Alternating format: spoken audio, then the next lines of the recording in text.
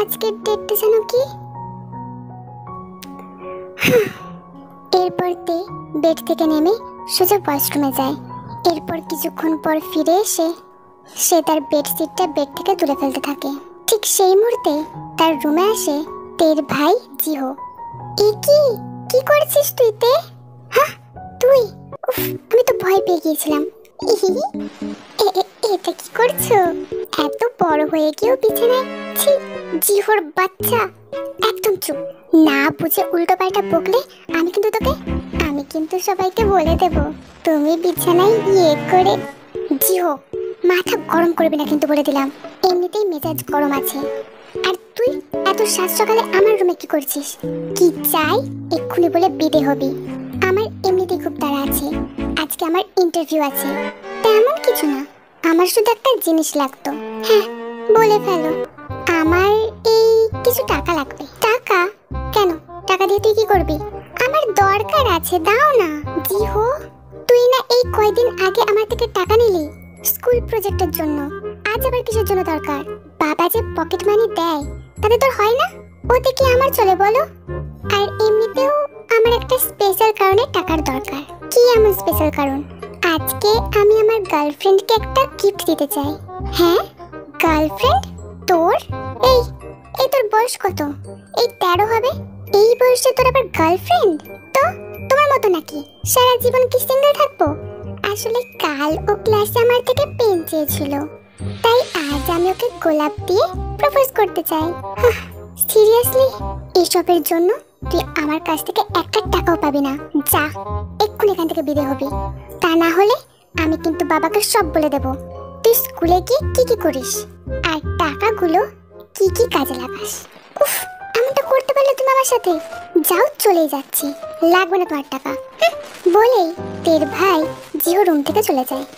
এদিকে তে বিছানায় ধপ করে বসে পড়ে। উফ, আজকে আরো একটা ইন্টারভিউ, কিন্তু আজ আমাকে সিলেক্ট হতেই হবে। যে করেই হোক চাকরিটা তো আমাকে পেতেই হবে। তখনই নিচে থেকে তের মা থেকে ডাকে, তে উঠলি? তাড়াতাড়ি নিচে আয়, তোর না আজকে ইন্টারভিউ আছে। তার লেট লতিফ, আজকেও কি দেরি করতে চাস? ও হ্যাঁ, আমার তো দেরি হয়ে গেছে।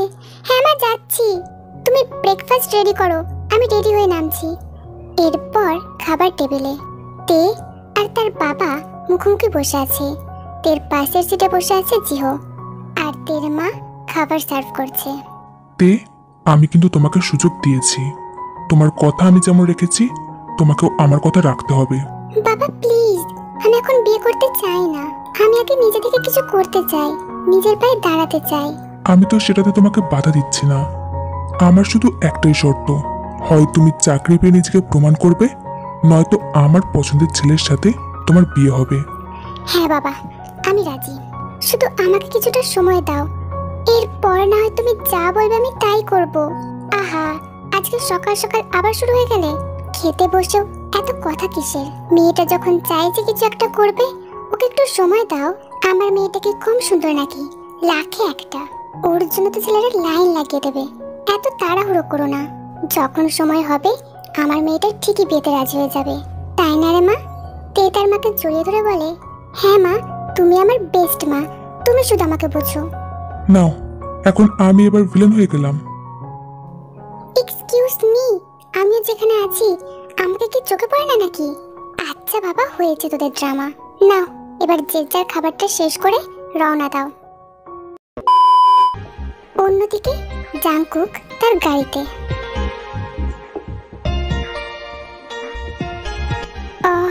এই হেডেক, উফ, কাল রাতে মনে একটু বেশি খেয়ে ফেলেছি। তখনই হঠাৎ করে গাড়িটা ব্রেক কষলো। এই ড্রাইভার, কিভাবে গাড়ি চালাচ্ছ? সকাল সকালে কি খেয়ে বেরিয়েছো নাকি? আই এম সরি স্যার, আসলে রাস্তায় স্পিড ব্রেকার ছিল, চোখে পড়েনি। কাজের জিনিস চোখে পড়া ছাড়া তোমার তো সবকিছু চোখে পড়ে। নিজের চাকরি বাঁচানোর ইচ্ছে থাকলে এই মিস্টেক আর রিপিট করবে না। সরি স্যার, আমরা প্রায় অফিসের কাছাকাছি এসে গেছি, জাস্ট আর কিছু মিনিট। তখনই জাংকুকের ফোনটা বেজে ওঠে। মুখে বিরক্তি নিয়ে মাথায় হাত চেপে কলটা রিসিভ করে জাংকুক। হ্যালো, বল। জাংকুক, তুই কোথায় আছিস? সারা রাত এতবার কল দিয়েছি, একবারও রিসিভ করিসনি। আরে কাম ডাউন, ফোনটা তো সাইলেন্টে ছিল, আমি দেখিনি। আর বেশি চিল্লাস না তো, এমনিতেই মাথাটা ধরে আছে। তোমার মাথাটা ধরবে না চাঁদু? সারা রাত যে ডিস্কো, ক্লাবিং আর মেয়েদের সাথে ফ্ল্যাট করে বেড়াও। উফ যে হোক, এখন মুডটা খারাপ করিস না। তো জাংকুক, যেটা তোকে বলার জন্য কল করেছি, আমি আজকে অফিসে যাচ্ছি না, আর গেলেও হয়তো লেট হবে, কারণ আজকে আমার একটা কাজ আছে। কলেজে ফ্যাশন সেমিনার আছে, সেটাকে অ্যাটেন্ড করতে হবে। হ্যাঁ, তো যা। এটা আমি কি করব? তুই কি করবি মানে? তোর ড্যাডের সিদ্ধান্ত, তোর জন্য একটা বিয়ে হায়ার করতে হবে, কারণ তার মতে তুই হাতের বাইরে চলে যাচ্ছিস, খুবই বেপরোয়া হয়ে যাচ্ছিস। অফিসের কাজ সামলানো আর তোর মুড সুইংসগুলো সামলানোর জন্য তোর একটা বিয়ে লাগবে। উফ, তোর তো ভালোই হলো রে জাংকুক। ইয়োর বিয়ে must be a girl, a beautiful girl. সবসময় 24 ঘন্টা তোর চোখের সামনে একটা সুন্দরী বিয়ে ঘুরবে। লাকি ভাই। ও শাট আপ যে হোক। আর সুগা, আমার কোনো বিয়ের দরকার নেই। ড্যাডকে বলে দিস, তার ইচ্ছে আমি চলতে পারবো না। জাংকুক, আমার মতে আঙ্কেল ঠিক সিদ্ধান্ত নিয়েছে, আর আমি কিছুই বলতে পারবো না। আর হ্যাঁ, এই পোস্টের জন্য অলরেডি অনেকেই অ্যাপ্লাই করে দিয়েছে।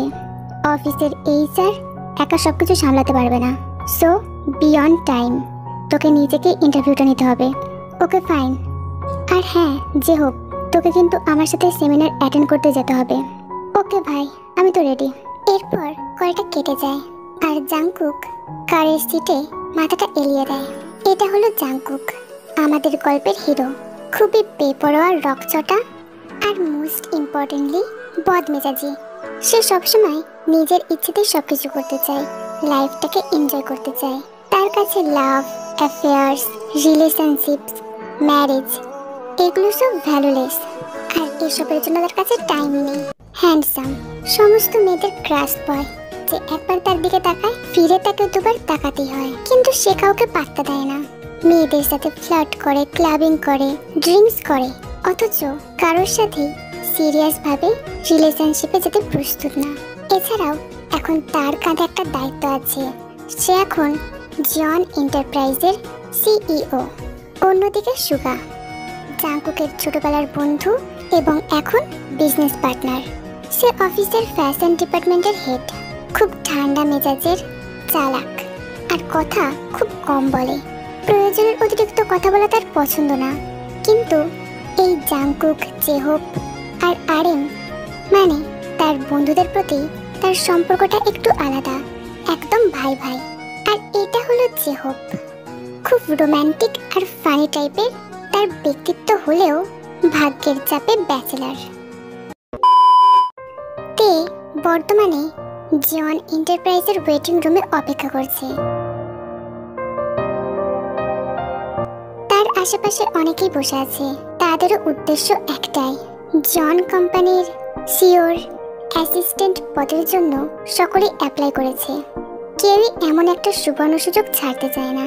তো সেখানে বসে বসে মনে মনে ভাবে, এটা একটা কম্পিটিশনের জায়গা, এখানে এত সবাই, তার মধ্যে তুই একা। তুই কি পারবি এদেরকে হারিয়ে নিজের জায়গা তৈরি করে নিতে? না, আমাকে পারতেই হবে, বাবার কাছে নিজেকে প্রমাণ করতেই হবে।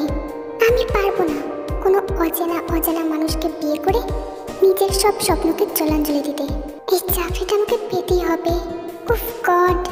তখনই তার ফোনটা বেজে ওঠে। Hello, ball. মাই বেবি, কেমন চলছে ওদিকে?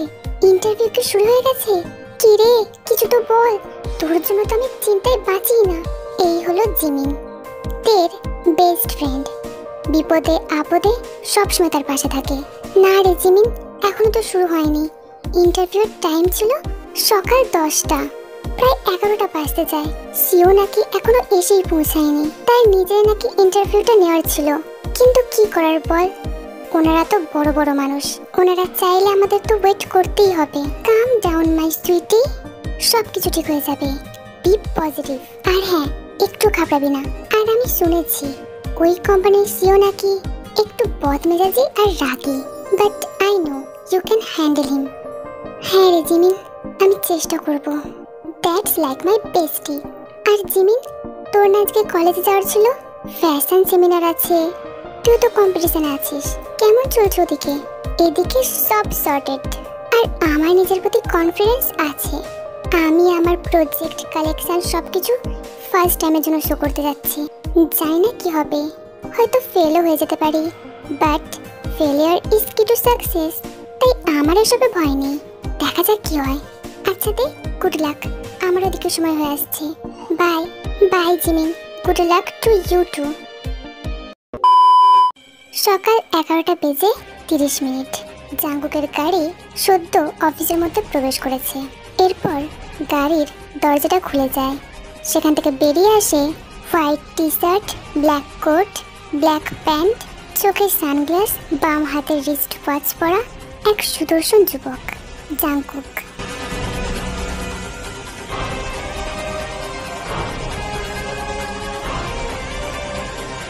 তাকে দেখে তো অফিসের ফিমেল স্টাফরা রীতিমতো জ্ঞান হারাতে পারলেই হলো।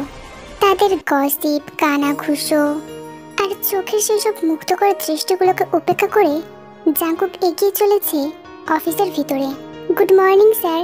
Good morning. ইন্টারভিউটা 15 রুমে আছে। ইয়েস স্যার, আপনি আমার সাথে আসুন। এরপর জাঙ্কুক ইন্টারভিউ রুমে গিয়ে হাজির হয়। তখনই রুমে প্রবেশ করে মিস্টার লি। জাঙ্কুক, তুমি আবারও লেট। তুমি জানো সবাই কত অপেক্ষা করেছে ইন্টারভিউ দেওয়ার জন্য? কাজে এতটা ডিলে হলে পরে তো সমস্যায় পড়ে যাবে। উফ আঙ্কেল প্লিজ, তুমি আবার শুরু হয়ে যেও না। এরা সবাই এখানে ইন্টারভিউ দিতে এসেছে, তো একটা ধৈর্যের পরীক্ষা তো করাই যায়। দেখা যাক ওদের মধ্যে কতটা পেশেন্স আছে। সো এখন যখন এসেই গেছি, ইন্টারভিউটা শুরু করা যাক বলে সে নিজের চেয়ারে গিয়ে বসে। আর পাশে বসে মিস্টার লি।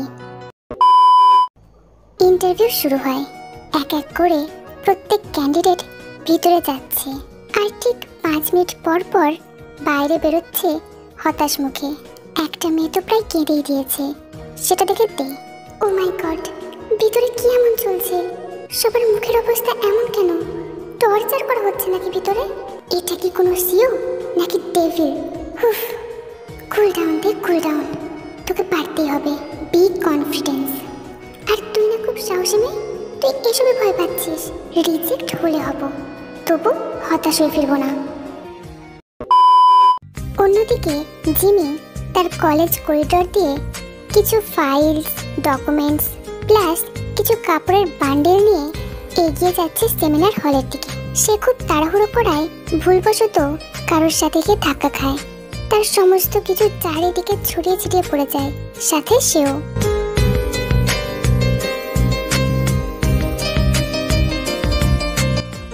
মাগো, আমার কোমরটা মনে হয় গেল। সামনে দাঁড়িয়ে থাকা যুবকটি তার হাত বাড়িয়ে দেয়। আই এম সরি মিস, আপনার কোথাও লাগেনি তো? আসুন, উঠে আসুন। জিমি রাগী চোখে তার দিকে তাকায়।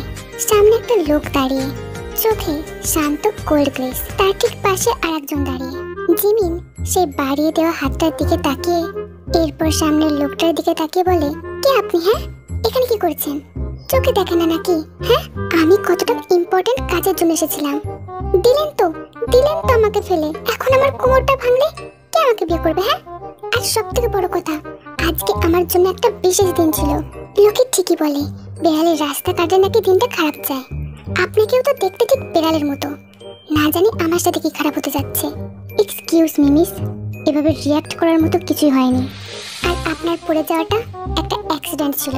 চোখ খুলে রাস্তা দেখে আপনার তো চলা উচিত ছিল। সামনে কিছু না পেয়ে সোজা আমার উপরে এসে ধাক্কা খেলেন আর নিজেই পড়লেন মাটিতে। এদিকে আমার দোষ। পাশে দাঁড়িয়ে থাকা যে হোক, সে তো সেই কখন থেকে মুখ হাঁ করে তাকিয়ে তাকিয়ে সামনের সিনটা দেখেই যাচ্ছে। মুখের ভাষা এক প্রকার হারিয়ে যাবার উপক্রম তার। জিমিন এবার কোনো রকমে উঠে দাঁড়ায়।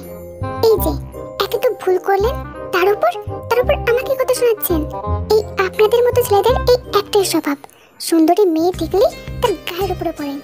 এই যে একদিন আমার সঙ্গে বাইরে দেখা করবেন, তারপরে দেখবেন আমি কি করি। কেন? হ্যাঁ কেন, কি করবেন? ডন নাকি? হুমকি দিচ্ছেন আমাকে? বলেই জিমিনের দিকে এক পা করে এগিয়ে যায়। আমি কি করব? আপনি এগোচ্ছেন কেন? দেখুন, এটা কিন্তু কলেজ, একদম অসভ্যতামি করবেন না। যেতে দিন আমাকে, পথ ছাড়ুন। ও মিস, এক্সকিউজ মি, আপনাকে আটকে রেখেছে, যান, চলে যান। জিমিন আর এক মুহূর্ত সেখানে না থেমে জিনিসপত্র গুটিয়ে সেখান থেকে চলে যায়। আর সুগা তার যাওয়ার দিকে তাকিয়ে একবার মুচকি হাসে। পাশ থেকে জেহব, কি মেরে মাইরি, হ্যাঁ, ধানি লঙ্কা, এত কথার ঝাল। ভাই সুগা, তোমাকে তো একবারে ক্লিন বোল্ড করে দিল। স্টপ ইট জেহব, she is just a ordinary girl, nothing important. এখন চল, কাজে ফেরা যাক। বলেই তারাও সেখান থেকে নিজেদের কাজের উদ্দেশ্যে চলে গেল। ক্যান্ডিডেট নাম্বার 23, নাম কিম তেয়ং। হ্যাঁ আমি। যাও, ভিতরে যাও। তে খুব নার্ভাস আর বুকে অজানা ভয় নিয়ে ধীর পায়ে ইন্টারভিউ রুমের দিকে গেল। এরপর আস্তে করে দরজাটা পুশ করে বলল, may I come in? Yes, come in. Tae ভিতরে ঢোকে।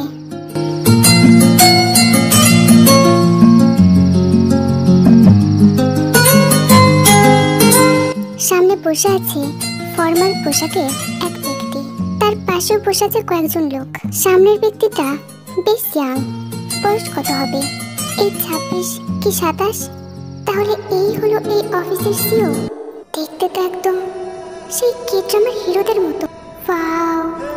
এরপর তে মনে মনে নিজেকে বকে, Tae stop it, what rubbish, focus focus, seat.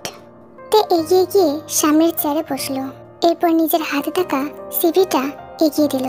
Jungkook তার হাত থেকে সিভিটা নিয়ে সেদিকে চোখ বুলিয়ে বলল, কিম তেয়ং, বয়স 23, ফ্রেশার। সো প্রিভিয়াস কোনো job experience? No sir, this is my first time. First time? আর তোমার মনে হয় তুমি এখানে সিলেক্ট হতে পারবে? কেন নয় স্যার, আমার প্রিভিয়াস কোনো জব এক্সপিরিয়েন্স না থাকলেও আমি নিজের প্রতি কনফিডেন্ট আছি। আর আপনারা যদি আমাদের সুযোগ না দেন তাহলে আমরা কিভাবে ফ্রেশার থেকে এক্সপিরিয়েন্স হব? So I think if I have that capacity for this post, I deserve for one. Interesting, confidence আছে, কিন্তু এই কনফিডেন্স যখন ওভার হয়ে যায় তখন কিন্তু সেটা তোমার জন্য অনেক বিপদের কারণ হতে পারে। I know sir. সো তোমার কোয়ালিফিকেশনস তো ভালোই দেখছি, বাট পার্সোনাল অ্যাসিস্ট্যান্ট এটা কিন্তু খুব একটা ইজি টাস্ক হবে না তোমার পক্ষে। কারণ এই পোস্টের জন্য শুধুমাত্র তোমাকে কোনো অফিসিয়াল কাজ করতে হবে এমন কোনো কথা নয়, অনেক পার্সোনাল কাজও এর মধ্যে রিলেটেড। তুমি কি পারবে কারোর মুড, কারোর অ্যাঙ্গার ইস্যু, কারোর অ্যারোগেন্সিকে হ্যান্ডেল করা? Time punctuality plus job without personal affairs? Yes sir, আমি জানি এই সমস্ত ব্যাপারগুলো, তবে নিজের প্রতি ওভার কনফিডেন্স থেকে বলছি না। জীবন সবাইকে একটা না একটা সুযোগ দেয়, আর এই সুযোগটা যদি আমি পাই, আমি আমার সর্বস্ব দিয়ে, আমার 100% দিয়ে চেষ্টা করব। ওকে ফাইন, আমার হাতে বেশি টাইম নেই, তোমাকে আমি আপাতত ওয়েটিং লিস্টে রাখলাম। পরবর্তীতে কল করে জানানো হবে তুমি এই চাকরিটা পেয়েছো নাকি পাওনি। Okay, thank you sir. So you are dismiss here, leave. তে সেখান থেকে উঠে চলে যেতে নেয়। ঠিক তখনই তার হাত থেকে ফাইলগুলো পড়ে যায়, আর সে ঝুঁকে ফাইলগুলো নিতে যাবে, ঠিক সেই মুহূর্তে তার ড্রেসের চেনটা ছিঁড়ে যায়। তে লজ্জায় সেখানে বসে থাকে, চোখ তুলে তাকাতেও পারে না। ঘরে জাংকুক আর সে ছাড়াও আরো বেশ কয়েকজন লোক আছে। ওহ গড, এটা এখনই হতে হলো, আমি এবার কি করব? গড প্লিজ, মাটিতে একটু ফাঁক করে দাও, আমি এক্ষুনি ঢুকে যাই। এটা কি হলো, কি হলো এটা? জাংকুক বুঝতে পারে ব্যাপারটা ঠিক কি ঘটেছে। সে নিজের সিট থেকে উঠে তের কাছে যায়। এরপর নিজের পরনের কোটটা খুলে তের পিঠে পরিয়ে দিয়ে বলে, গেট আপ মিস দে। তের চোখ তুলে জাংকুকের দিকে তাকায়। Don't need to be embarrassed, it's okay. Take coat গায়ে আস্তে আস্তে উঠে দাঁড়ায়। Thank you sir. It's okay, if you need this coat you can take it now. Thank you sir. এরপর তে সেখান থেকে বেরিয়ে যায়। জাঙ্কুক দাঁড়িয়ে থাকে তার সেই একই জায়গায়। ঘরের বাকি লোকেরা তাদের চোখের সামনে যেটা ঘটলো সেটা দেখে তারা তো রীতিমতো অবাক। জাঙ্কুকের এতটা সফট বিহেভিয়ার এই প্রথম তারা নিজের চোখে দেখলো।